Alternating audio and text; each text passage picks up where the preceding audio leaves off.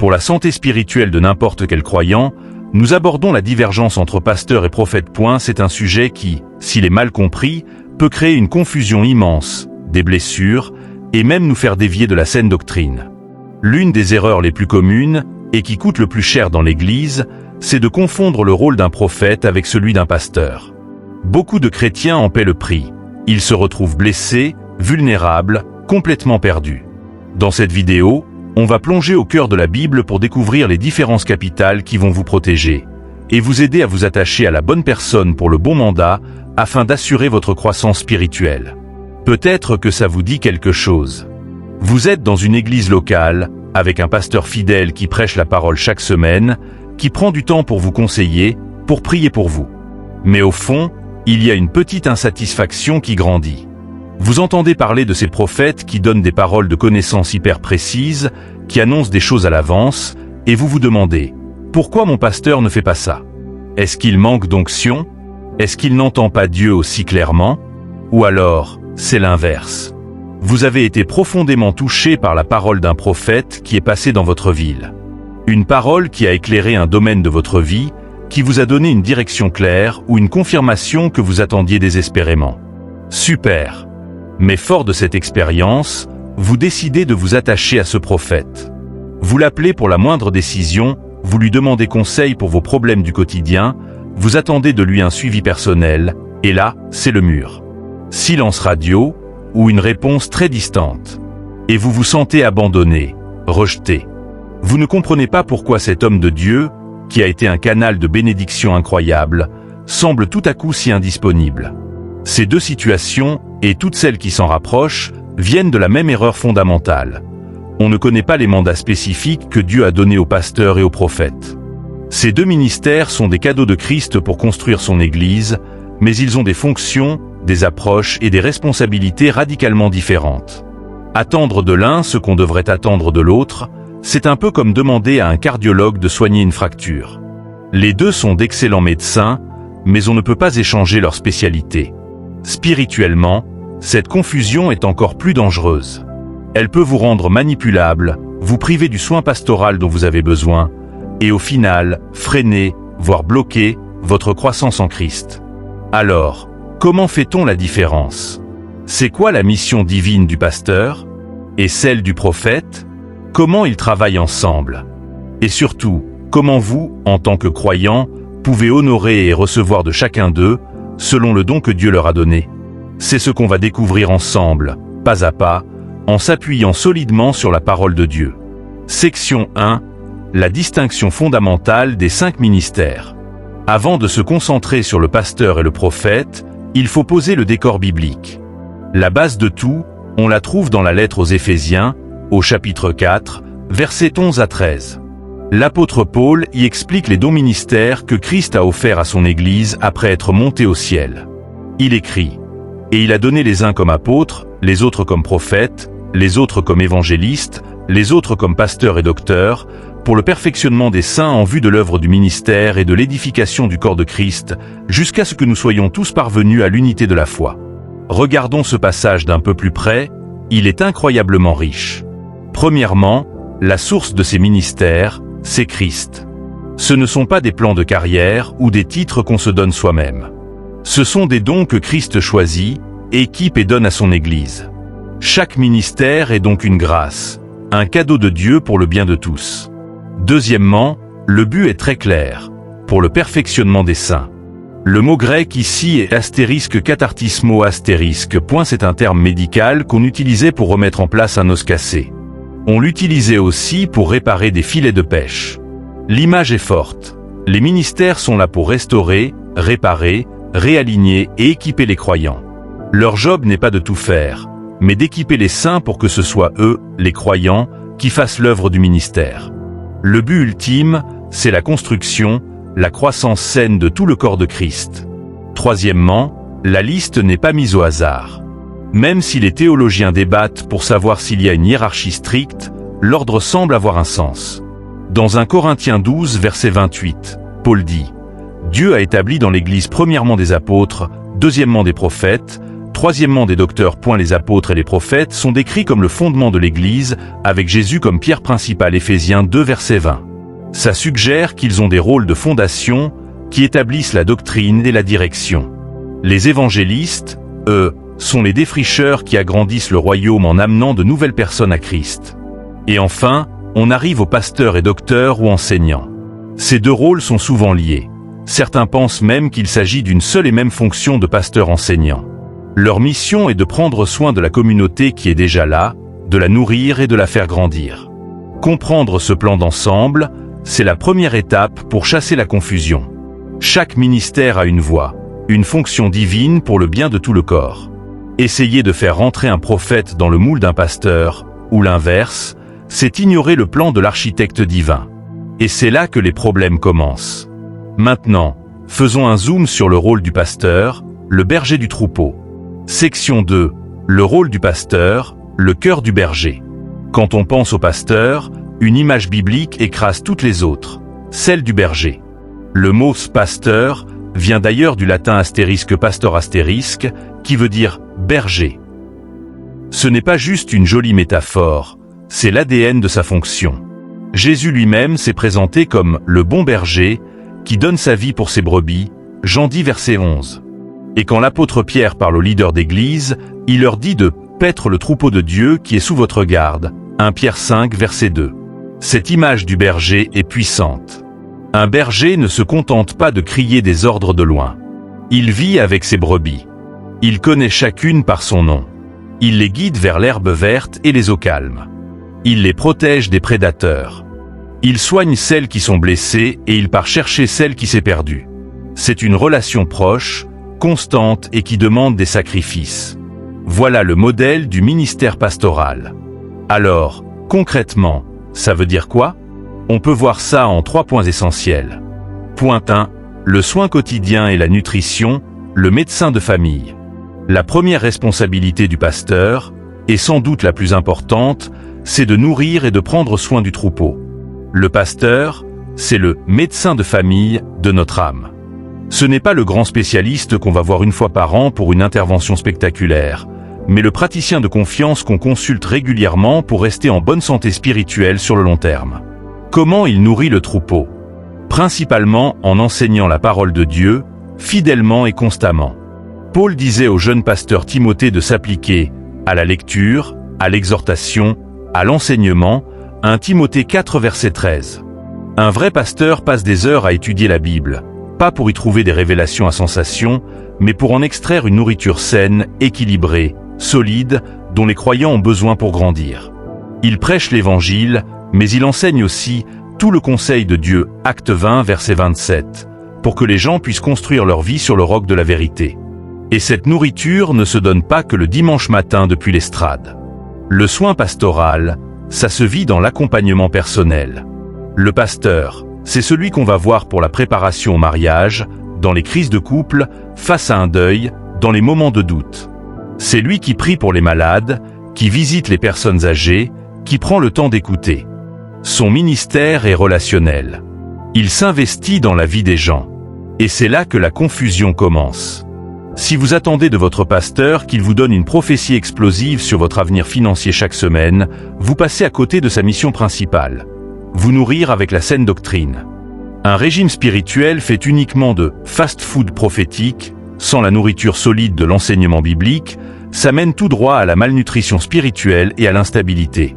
Le pasteur est là pour bâtir vos fondations, brique par brique, avec la parole, pour que vous ne soyez plus des enfants, flottant et emportés à tout vent de doctrine, Éphésiens 4 verset 14. Point 2. La protection du troupeau, le gardien vigilant. La deuxième fonction vitale du berger, c'est la protection.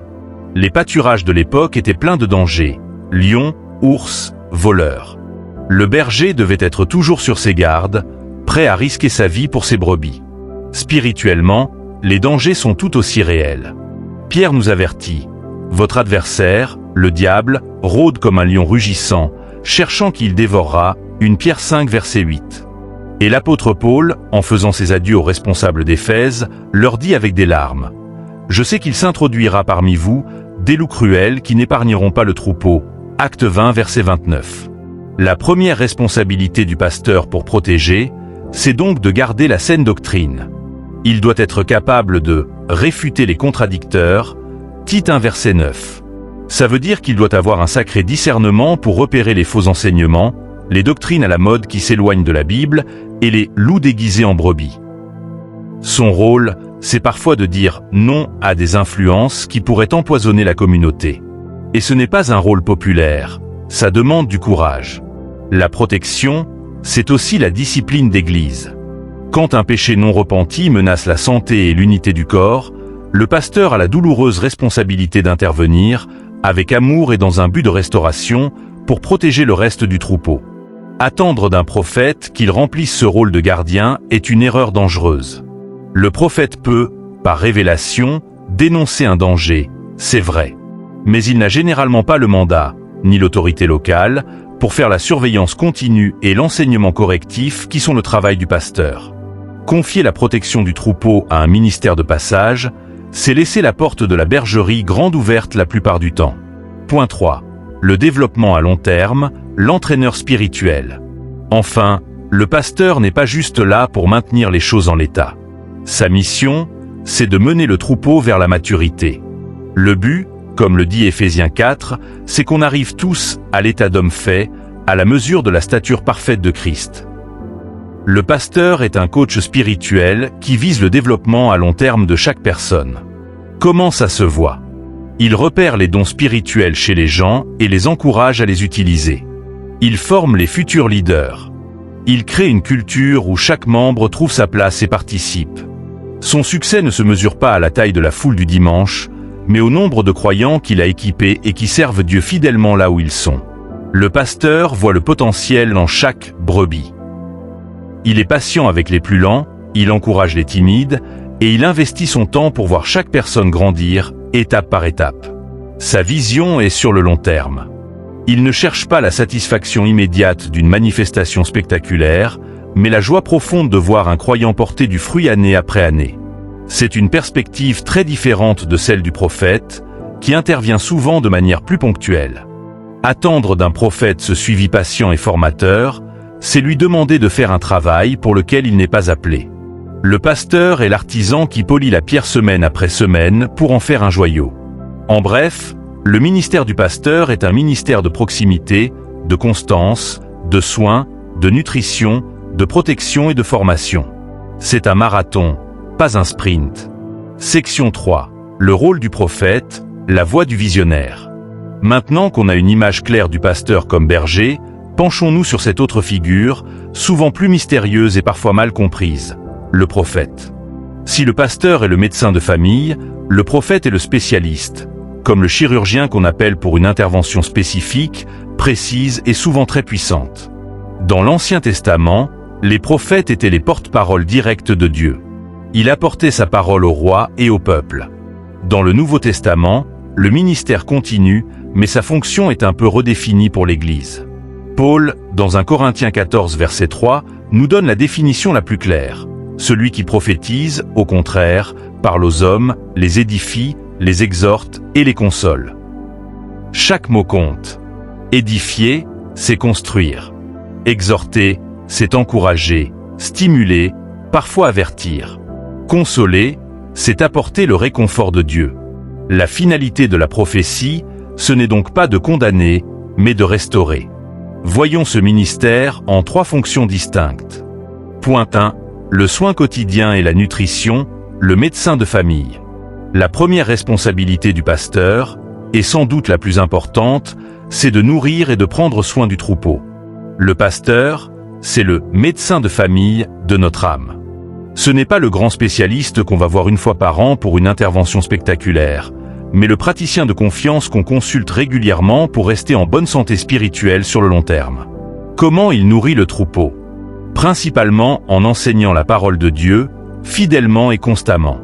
Paul disait au jeune pasteur Timothée de s'appliquer à la lecture, à l'exhortation, à l'enseignement, 1 Timothée 4 verset 13. Un vrai pasteur passe des heures à étudier la Bible, pas pour y trouver des révélations à sensation, mais pour en extraire une nourriture saine, équilibrée, solide, dont les croyants ont besoin pour grandir. Il prêche l'Évangile, Mais il enseigne aussi tout le conseil de Dieu, acte 20, verset 27, pour que les gens puissent construire leur vie sur le roc de la vérité. Et cette nourriture ne se donne pas que le dimanche matin depuis l'estrade. Le soin pastoral, ça se vit dans l'accompagnement personnel. Le pasteur, c'est celui qu'on va voir pour la préparation au mariage, dans les crises de couple, face à un deuil, dans les moments de doute. C'est lui qui prie pour les malades, qui visite les personnes âgées, qui prend le temps d'écouter. Son ministère est relationnel. Il s'investit dans la vie des gens. Et c'est là que la confusion commence. Si vous attendez de votre pasteur qu'il vous donne une prophétie explosive sur votre avenir financier chaque semaine, vous passez à côté de sa mission principale. Vous nourrir avec la saine doctrine.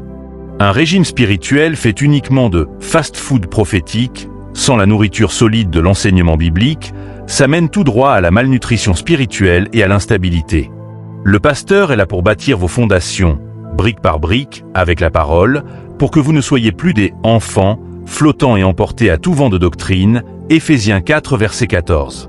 Point 2. La protection du troupeau, le gardien vigilant. La deuxième fonction vitale du berger, c'est la protection.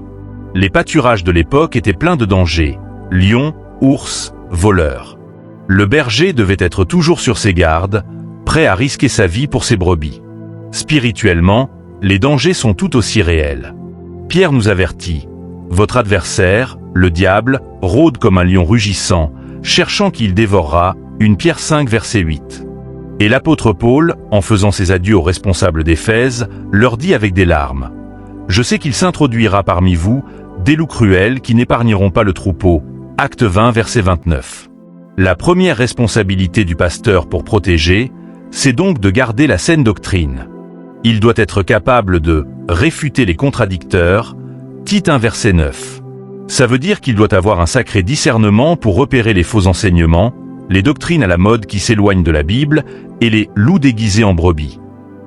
Son rôle, c'est parfois de dire non à des influences qui pourraient empoisonner la communauté. Et ce n'est pas un rôle populaire, ça demande du courage. La protection, c'est aussi la discipline d'église.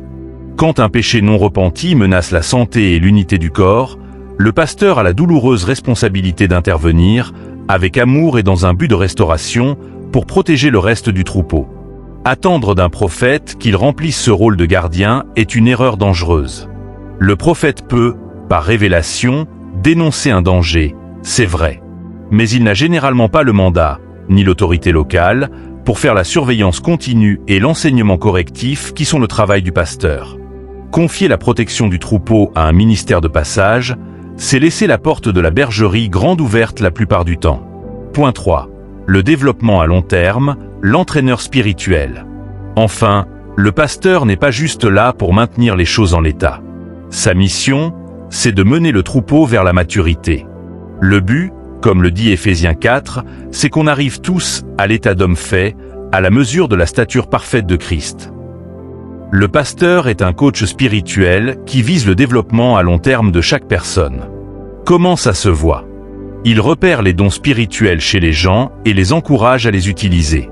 Il forme les futurs leaders. Il crée une culture où chaque membre trouve sa place et participe. Son succès ne se mesure pas à la taille de la foule du dimanche, mais au nombre de croyants qu'il a équipés et qui servent Dieu fidèlement là où ils sont. Le pasteur voit le potentiel en chaque brebis. Il est patient avec les plus lents, il encourage les timides, et il investit son temps pour voir chaque personne grandir, étape par étape. Sa vision est sur le long terme. Il ne cherche pas la satisfaction immédiate d'une manifestation spectaculaire, mais la joie profonde de voir un croyant porter du fruit année après année. C'est une perspective très différente de celle du prophète, qui intervient souvent de manière plus ponctuelle. Attendre d'un prophète ce suivi patient et formateur, c'est lui demander de faire un travail pour lequel il n'est pas appelé. Le pasteur est l'artisan qui polit la pierre semaine après semaine pour en faire un joyau. En bref, le ministère du pasteur est un ministère de proximité, de constance, de soins, de nutrition, de protection et de formation. C'est un marathon, pas un sprint. Section 3. Le rôle du prophète, la voix du visionnaire. Maintenant qu'on a une image claire du pasteur comme berger, penchons-nous sur cette autre figure, souvent plus mystérieuse et parfois mal comprise, le prophète. Si le pasteur est le médecin de famille, le prophète est le spécialiste, comme le chirurgien qu'on appelle pour une intervention spécifique, précise et souvent très puissante. Dans l'Ancien Testament, les prophètes étaient les porte-paroles directs de Dieu. Il apportait sa parole au roi et au peuple. Dans le Nouveau Testament, le ministère continue, mais sa fonction est un peu redéfinie pour l'Église. Paul, dans 1 Corinthiens 14 verset 3, nous donne la définition la plus claire. Celui qui prophétise, au contraire, parle aux hommes, les édifie, les exhorte et les console. Chaque mot compte. Édifier, c'est construire. Exhorter, c'est encourager, stimuler, parfois avertir. Consoler, c'est apporter le réconfort de Dieu. La finalité de la prophétie, ce n'est donc pas de condamner, mais de restaurer. Voyons ce ministère en 3 fonctions distinctes. Recevez la prophétie avec gratitude, mais soumettez-la toujours humblement au discernement de votre pasteur et des responsables de votre Église. Ce sont eux les gardiens du troupeau. 3. Cultivez sa propre relation avec Dieu. Enfin, la meilleure protection contre la dépendance au ministère, c'est de cultiver votre propre relation avec le chef des bergers, Jésus-Christ. Apprenez à entendre sa voix en lisant votre Bible tous les jours. Développez une vie de prière. Laissez le Saint-Esprit qui vit en vous vous guider. Quand vous savez entendre la voix du bon berger pour vous-même, vous n'êtes plus en quête désespérée d'une parole extérieure pour vous diriger. Le ministère du pasteur devient alors une source incroyable de nourriture pour vous équiper. Et le ministère du prophète devient un cadeau de confirmation et d'encouragement, plutôt qu'une béquille sans laquelle vous ne pouvez plus avancer. L'erreur qui consiste à confondre le pasteur et le prophète est subtile, mais ses conséquences sont énormes. Elle crée de la frustration, des blessures, et peut laisser les croyants fragiles et immatures. Dieu, dans sa sagesse, nous a donné des ministères différents mais complémentaires. Le pasteur est là pour le long terme, nourrir, soigner, protéger. Le prophète est là pour l'instant précis, révéler, corriger, confirmer. La solution n'est pas de les opposer, mais de les honorer chacun dans leur couloir. Engagez-vous à fond dans votre église locale. Aimez, respectez et recevez de votre pasteur. C'est votre ancre. Et en même temps, soyez ouverts à la prophétie, mais recevez-la avec discernement, en la testant toujours. En faisant ça, vous vous protégez de l'erreur, vous honorez le plan de Dieu pour son Église, et vous vous mettez dans la meilleure position possible pour grandir et devenir un disciple solide, à la mesure de la stature parfaite de Christ. Si cette vidéo vous a éclairé, je vous encourage à faire 2 choses. D'abord, partagez-la avec quelqu'un qui en a besoin. Trop de croyants sont encore dans cette confusion, et comprendre ça peut littéralement changer leur vie spirituelle. Et ensuite, abonnez-vous à cette chaîne pour d'autres enseignements qui vous aideront à construire votre foi sur le roc. Soyez bénis et gardez dans toute la vérité de la parole de Dieu.